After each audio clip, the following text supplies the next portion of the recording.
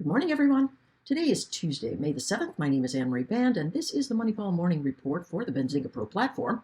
We're starting with we're starting with the YM and looking at these edges that bring us through the current formation. The volume day, April 15th. Oh, the weekly volume. All right, weekly volume, the week of April 15th. A lot of buying to hold the floor of the week before. And we can see that there's a lot of buying at 38,132. That's going to be a line to watch. Right now, we are headed to try to get through this candlestick formation at 39,303. That would be the highest. And, my suspicion is, the top of that box looks really interesting, doesn't it? The top of this candlestick formation brings in a lot of motion right there. So let's move this to heavy congestion, which I think is a good line at 39,868. I don't really think we're going to get there. Let's take a look at the daily and see what volume candles we're staring down here. We've got a range. We can see we've broken out of this area. Let's see what the highest volume candle is. It's this one with a high of 38,000. Let's see what that number is. Somewhere around 38,678, something like that. That ought to be the low edge. My suspicion is that we are going to sort of round the bend here and come in because this moving average is relatively flat. Momentum is light.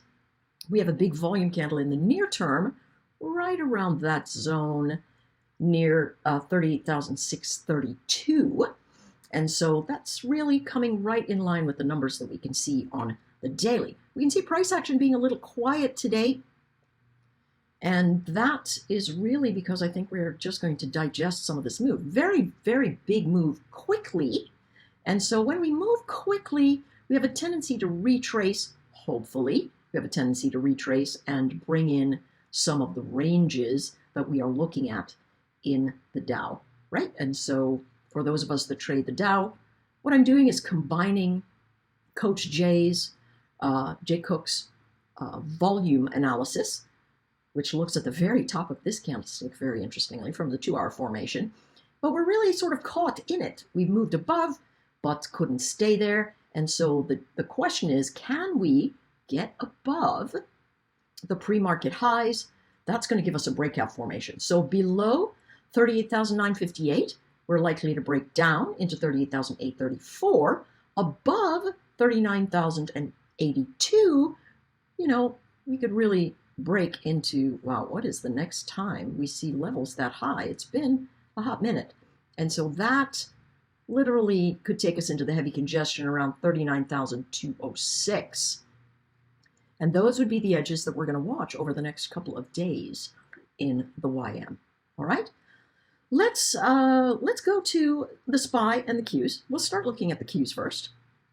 The Qs pretty sideways in its formation. Again, toppy 441 pre-market action to 439. That gives us the box.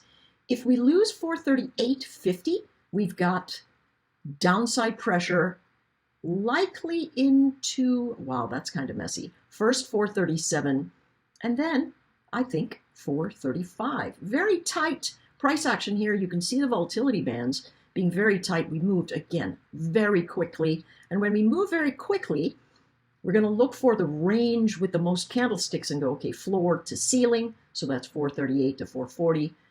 That ought to give us a sideways pattern. Above 440 and 50, we go to 442. Below 438.50, we go to 437. And we'll simply walk down those edges. Let's take a look at the SPY. I didn't look at the daily action on the Qs, but that's all right. Let's take a look at the daily action here on SPY. We can see that this candlestick way down here on April the 19th gives us the last heavy downward candlestick, and then the candlestick that sits, where is that? Yes, and so the next highest volume candlestick on the daily chart comes in at this edge near 508. So the breakout of that, not 508, yeah, 508. The breakout above 508 brought brand new buyers just walking right up the chain as volume declines, right? So I suspect 518 perhaps as top end into 520 if something rallies. I doubt it. I expect us to come back down into 514 and then 512. When we take a look at the tight time frames, we can see, just like the Qs, we're caught in this little box. So look at the pre-market high lows. We've got ourselves 517 and a quarter for the high, 516 for the low. Below 516, we walk down to 515.30, maybe 514.40. Above the 517.30, we get to 518.40. That's what we're staring down. Let's take a look at the YM. It's really been the strongest of the bunch, relatively speaking. Marching to a little bit of a beat of its own drum, but near some highs, right? That we had heavy congestion. We had 1, 2, 3, 4, 5 days in this range, and I suspect that 39,303 might be the top. We're currently at 39,020. Pre-market high, 39,082. We get above there, we can walk to 39,145, all the way up to 39,209, and then 39,303 to, 350, right?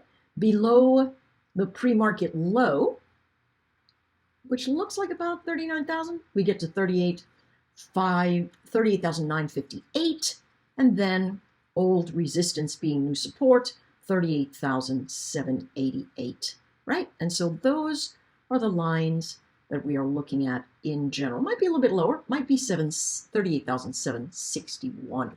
But right now it's the sideways action in the pre-market we want to look at. We want to see if it resolves up, down, or stay sideways. But inside of this range, bullish price action, negative momentum. So it's coming in to find support, but because of the bullish price action, it will bounce at the floors first before collapsing. Let's take a look at gold. Gold is sitting in a formation where a little bit sideways, but catching a bid off of the, yesterday, May the 6th, gave us this range from 2,300 all the way up to maybe 2,340. Looks like sideways action here today. Inside candlestick, flat moving average, negative momentum. That means we could test lower, but buyers are still at the floor. We got to be super careful there. Trading gold and thinking it's going to break out. Pre-market action's been really wide. Okay, so we've got 23.38 as the upside. I know that Coach Dakota took the 28.38 short, somewhere around there, 20.32, somewhere around there. I know he went short here. 23.20 to me looks a little bit like the floor for now. Reversion to maybe 23.27, and then a continuation to that 2300 potentially. Okay, let's take a look at CL. We've got API this afternoon, EIA tomorrow. I think this chart is still heading south. If we look at the daily, we can see it's got, a little bounce action. I thought it would bounce a little more than it did yesterday, but that really is telling us that, hold the phone, traders are selling the top of this. Look at this. Negative slope, negative momentum, but very far from that 14. And as I mentioned yesterday, it has a tendency to run into that. And so we're going to look at a floor at 77.91 to 79.11.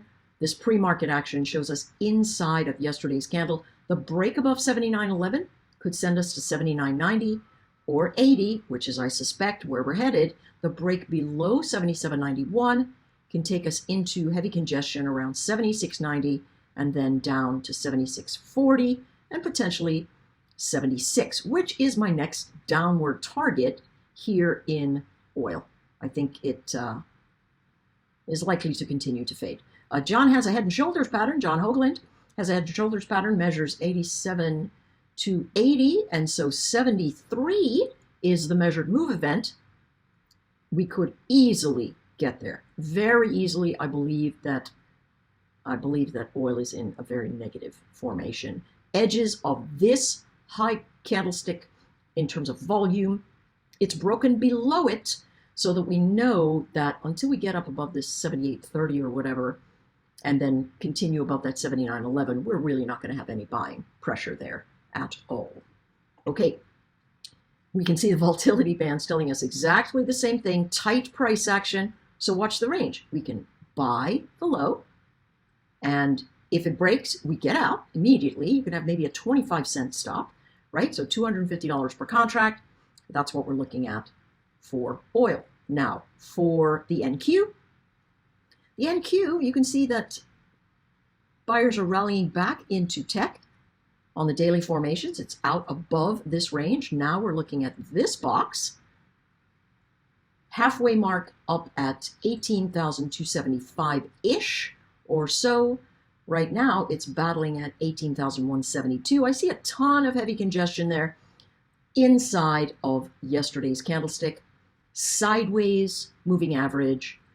Momentum is bullish, right? But this sideways action tells us to be cautious into upside pressure events because we've got 1, 2, 3, 4, 5, 6, 7, 8, 9 days caught with some price action in the lower half of our box. All right, today's price action on the 2-hour. Let's look at these levels. We want to see that we hold this pre-market. Now again, today I suspect we go pretty sideways, but if we break the pre-market low and it doesn't immediately recover, now notice, what is the slope of this average?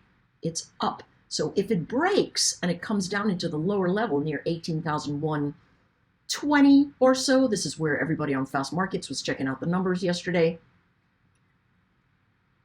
it should bounce off that 18,122. So don't hop on in and go, I'm going short, because this moving average is up, okay? So buyers are going to come in to that space. Above the pre-market high, that's 18,200 and some change. We will expand over this range, potentially into 18,275. All right, finally, we're going to look at the ES. Let's take a look at the daily. Daily price action shows us well above these. Let's clone this channel. Do I want to clone this channel? Yeah, I do. I do want to clone this channel. We're going to put it up here into the upper pressures, and we can see 52.27 as a potential line, but I like the heavy congestion up above that midline at around 52.42, right? That's my expansion space that I'm suspecting. Are we far away from the moving average? Yes. Is that moving average kind of flat right now? Yes. Is the corner of the moving average up? Is momentum up? Yes. That means as long as we hold 51.10, and we're pretty far away from that, 100 points, we still have the likelihood of bounce action. This one is breaking outside of yesterday's range, and that tells us that the buyers are still in force, but a pullback into that 51.94 to 51.88, which was my target area yesterday. If you remember me being in the chat box in Fast Markets, you can see that that's what I am looking at. 5,200 might end up being that pretty little floor pre-market, right? If we hold it, that means we come in, we break a little, touch the moving average, maybe get into the 51.88. Buyers are going to come to the rescue simply because momentum is down, but the moving average is up, and trend is always master and commander. Above the pre-market high at around 52.13, 52.14, we've got this 52.16 to 52.23 or so, and that's what we're staring down today. A range that could easily get broken to the upside or down, but with limited follow-through with this kind of relative formation. Touching the moving average will give it more room to the upside. If it breaks and holds below 51.88, we're going to start retracing 51.67 to 51.57. All right, that's it for me, folks. I'll see you on the platforms.